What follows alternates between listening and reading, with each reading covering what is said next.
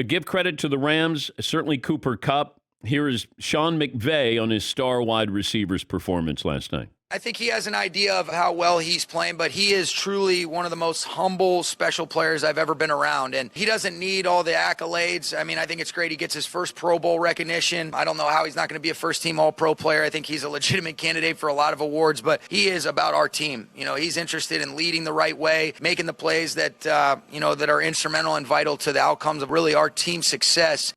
9 catches. He has 122 for the season. He's 17 away from the NFL record. 2 more touchdowns. Both came in the second half. Wide receivers normally don't rank when it comes to MVPs. You can look at Randy Moss with what he did, Terrell Owens with what he did. But for the most part, I mean, even Michael Thomas with the Saints, I don't know where he finished in the MVP race that year. McLevin, maybe you could check that. But Cooper Kupp has been as valuable to his team as just about anybody has. And I know it sounds strange to say that because we look at quarterbacks, and yes, they're more important because they're handling the football on every play. But what Cooper Kupp does when he gets the football, he's as valuable as anybody. Is he a top 5 MVP candidate? I would say with what the Rams are doing, you get a new quarterback in Stafford, and yes, you do have a couple of really impactful defensive players. You lose Robert Woods, you lose Akers, you lose your starting running back. And he has shown up just about every single week. And he's been healthy. If Jerry Rice doesn't win the MVP, then no receiver is going to win the MVP.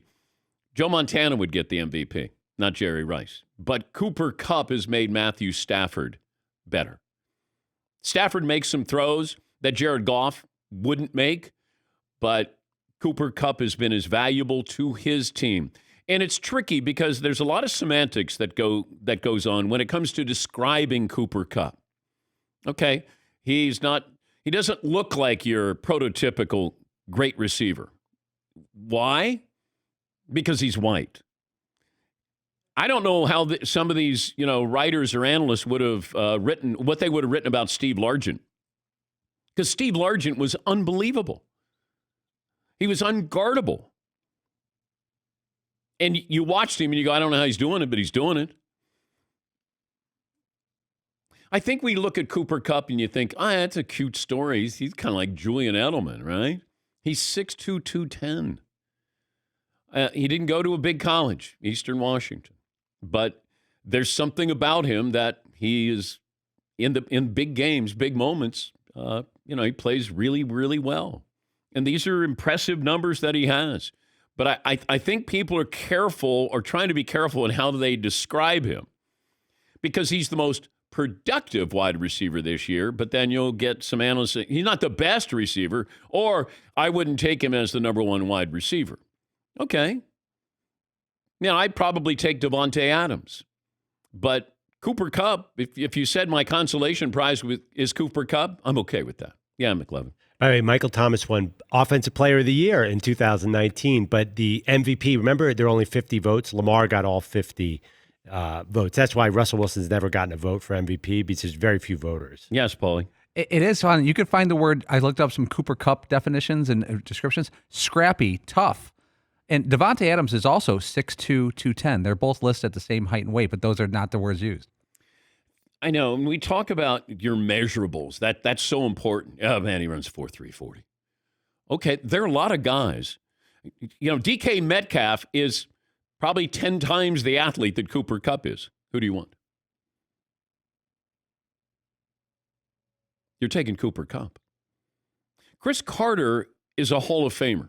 He didn't run by anybody, but he knew how to play football. And we get into these dangerous territories where you go, well, that guy's not very fast. Jerry Rice, he wasn't that fast.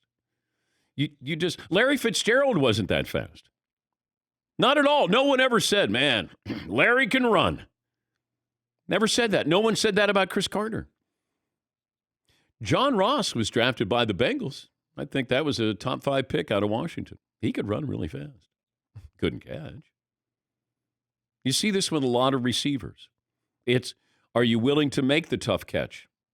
Are you willing to go over the middle? Cooper Kupp, and he's been injury prone, but this season, it's a magical season. And I know it's pass happy and these numbers are inflated, but what he's done, how he's done it, and in this year with all this pressure on the Rams, they're all in. But Cooper Kupp has been their go-to guy. And you know he's the go-to guy. And losing Robert Woods was a big loss for this offense. And you would think, okay, they got Odell Beckham, and OBJ is a complimentary player to Cooper Kupp. Cooper Kupp is the go-to guy. But I don't know if he's going to get the recognition he probably deserves, because we do side with guys who get sacks and guys who throw touchdowns. Yeah, McLovin. One fast guy. I'm curious if you'd take Tyreek Hill over Cooper Kupp and Davante Adams. Oh. I don't know if he's a great receiver. I just think he's an unbelievable big play guy. You can't cover him. I would take Davante Adams over all of them. But I would probably lean towards I don't like Tyreek Hill, but I do like what he does on the football field. So I'd probably look at Tyreek Hill. And then I'd have Cooper Kupp. But, there's a lot of great receivers. Justin Jefferson, Diggs, Jamar Chase. There's a lot of these guys. This is a magical season for a team that desperately needs him to be great every single game. And he has been. He could end up with, 150 catches or so, depending on how much they're going to go to him here in the latter part of the season. Yes, Eden. Is there a difference, though, between the best wide receiver and the wide receiver having the best season? Well, I think that's how they're positioning it. And I do think that's fair to say he is having the best year, but is he the best receiver? I don't know. I don't look at him as the best receiver, but he is having the best year. But I think he's more valuable to his team than Davante Adams is. Because I don't think that offense isn't as good as it was with Jared Goff. And it feels like they're one-dimensional. You're throwing it to Cooper Kupp. Green Bay's got two really good running backs. They have a complimentary group of wide receivers there. And I hate to denigrate somebody, but splitting hairs here, as we like to say. Yes, McLovin. The quarterback has a lot to do with it. DK Metcalf, not that he's as good as Cooper Kupp, but part of the reason his season has fallen apart is because Russell was hurt. Yeah, but I don't think he's lived up to the post-combine hype. Like, he makes great plays. We get caught up in athleticism. And there are guys who play in all sports where you go, I don't know how he does it. And Cooper Kupp is one of those players. Is he going to be off the charts athleticism-wise? No. But football athleticism, it's like Jerry Rice had football speed. I don't remember Jerry getting caught.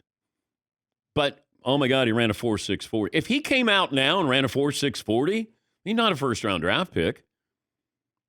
Yeah, Paulie. The projections they're on pace for, DK Metcalf is on pace for 70 catches. Cooper Kupp's on pace for 140. Here's Matthew Stafford on Cooper Kupp. He's a great player. He's having a fantastic season. He's such a huge part of what we do as a team. Not only on offense, he's back there catching a bunch of punch for us on special teams. Does a great job leading that group. Happy that I get the chance to play with a guy like that. I know a lot of guys on our team feel the same way. We all take a hand in his success, and we're just proud of him. Proud of him, watching him doing his thing.